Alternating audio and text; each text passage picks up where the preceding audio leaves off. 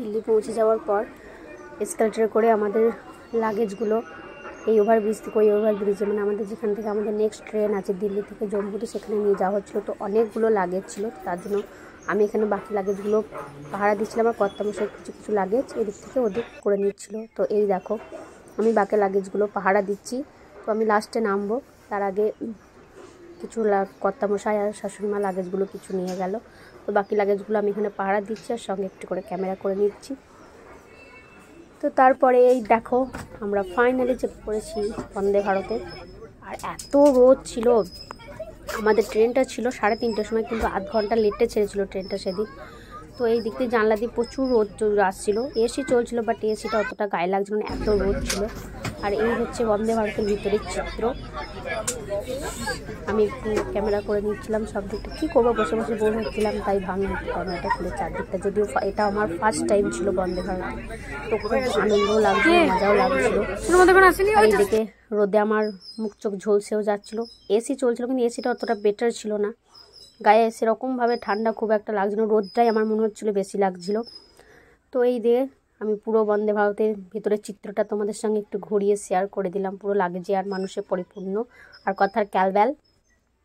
তো এই দেখো, আর এটা হচ্ছে বন্দে ভারতের বাইরের পরিবেশ, স্টেশনের চিত্রটা। জানলা থেকে যতটুকু পারছিলাম ক্যাপচার করার চেষ্টা করছিলাম, সঙ্গে সঙ্গে ভিতরটা একবার করে ঘুরিয়ে দেখাচ্ছিলাম। তো এখনও অনেক মানুষ উঠছে বন্দে ভারতে, লেট এই যে ফাইনালি ছেড়েও দিয়েছে, আধ ঘন্টা লেটে ছাড়লো। তো চলো, ভালোই লাগছিলো বেশ বন্দে ভারতে, কিন্তু যতটা ভেবেছিলাম আশা করেছিলাম ততটাও কিছু আনএক্সপেক্টেড ছিল না। যতটা ভেবেছিলাম যে বন্দে ভারতে চাপলে মজা হবে ততটা কিছু ছিল না, নর্মাল ট্রেনের মতোই যাচ্ছিল। বাট বেশ ভালো লাগছিলো, যেহেতু প্রথম ফার্স্ট টাইম ছিল বন্দে ভারতে। বন্দে ভারত চাপবো অনেক দিনের আশা ছিল, ইচ্ছে ছিল বন্দে ভারতটা কেমন একবার চেপে দেখবো, মনে হচ্ছিলো বিশাল কিছু, বাট সেরকম কিছু না, নর্মাল ট্রেনের মতনই ছিল। আর খুবই ধীর গতিতে যাচ্ছিলো, যেটা সেই বুলেট ট্রেনের মতো যাবে ভেবেছিলাম সেরকম কিছু না।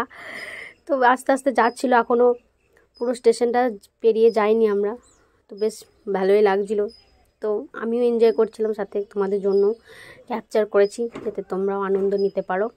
খুব ভালো লাগছিলো, জার্নিটা বেশ মজাই লেগেছে, আবার কিছুটা বোরও লেগেছে। এই বন্দে ভারত ট্রেনের জার্নিটা আমাদের ছিল দিল্লি থেকে জম্মু অবধি। আর দিল্লি থেকে জম্মু অবধি ট্রেনে আমাদের সময় লেগেছিলো মোটামুটি 6.5 ঘন্টা সময় ছিল। তো আরও 1-1.5 ঘন্টা লেটে আমরা পৌঁছেছিলাম, বেশ ভালোই ছিল। আর আমাদের পৌঁছতে নিতে অনেকটা রাত্রি হয়ে গেছিলো। তো তারপর আমাদের বন্দে ভারতে চাপার কিছুক্ষণের মধ্যেই আমাদের টিফিন হিসেবে দিয়ে দিয়েছিলো প্রচুর স্ন্যাক্স। এই যে তার মধ্যে ছিল একটা অরেঞ্জ জুস, আর তো আমি অরেঞ্জ জুসটাই ফার্স্ট খেয়ে নিয়েছি, কারণ গলাটা প্রচণ্ড শুকিয়ে গিয়েছিলো, বাইরে পরিবেশটা এনজয় করছিলাম আর জুসটা খাচ্ছিলাম, সাথে একটু ক্যামেরাও করছিলাম। তো এই দেখো অনেক কিছু টিফিন ছিল, একটা আমার মনে নেই আর বলতেও পারছি না, তো তোমরা দেখে নাও, ওখানে অনেক কিছু টিফিন ছিল, সুস্বাদু ছিল। তো আমি তোমাদেরকে আবার ব্যাক ক্যামেরাই দেখিয়ে দিলাম, যদি আরেকবার পেতাম খুব ভালো হতো।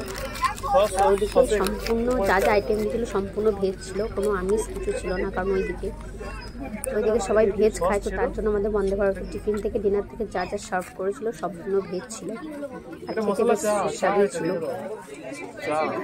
গরমা গরম চা মশালা লাচ্ছি, তো সেটা আমি তৈরি করে নিয়েছি, ওখানে প্যাকেট দিয়ে দিয়েছিল, গরম জল দিয়ে দিয়েছিল। তো এটা আমরা রেডি করে নিয়েছিলাম মশলাটি, আর সাথে বাইরের সুন্দর বিকেলের পরিবেশ।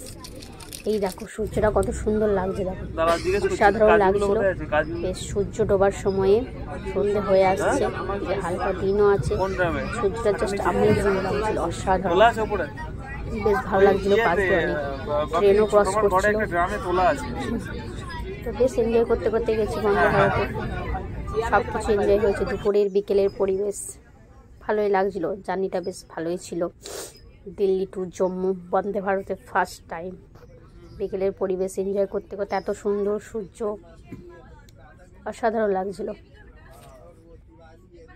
এত সুন্দর পরিবেশ দেখে বেশ সারাদিনের জার্নিটা ভুলেই গেছিলাম, আর কিছু মনে হচ্ছিল না। সাথে গায়ে রোদও লাগছিল, বেশ বিরক্তকর লাগছিল, গায়ে সিটে লাগছিল রোদ লাগার জন্য। আর আমি জানলার ধারে সিটটাই চুজ করেছিলাম, ইচ্ছে করেই জানলার ধারে বসেছিলাম, তো রোদটা তো নিতেই হবে।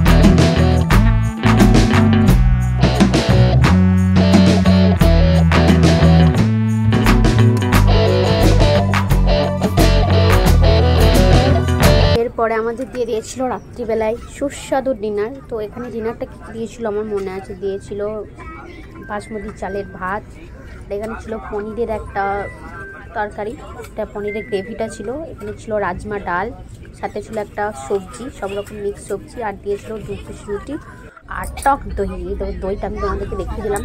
দইটা খেতে বেশ টেস্টফুল ছিল, ভালোই ছিল, খারাপ না। তো এখানে সম্পূর্ণ তোমাদেরকে তো বলিয়ে দিলাম যে এদিকে যারাই যাবে ভেজ খাবার দেবে।